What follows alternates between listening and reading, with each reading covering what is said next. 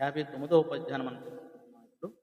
విశ్వమయతలేమి వినియునోరకయుండి అంబుజాసనాదులటు పడక విశ్వమయుడు విభుడు విష్ణుండు జిష్ణుండు భక్తియుతున కడ్డ పడదలంచే.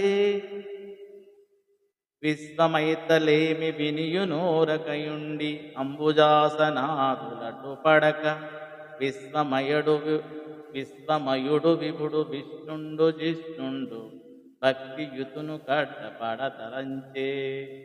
ఆ సమయంలో బ్రహ్మదేవుడు మొదలగు వారికి విశ్వమంతా నిండి ఉండే గుణం లేకపోవట చేత గజరాజు మొర వినబడినా వారు అడ్డుపడకుండా ఊరికే ఉండిపోయారు. విశ్వమంతా వ్యాపించేవాడు ప్రభువు, వినయశీలి అయిన విష్ణువు భక్తుడైన గజరాజును రక్షించాలని నిశ్చయించుకున్నాడని ఈ పద్యభావం. ధన్యవాదములు.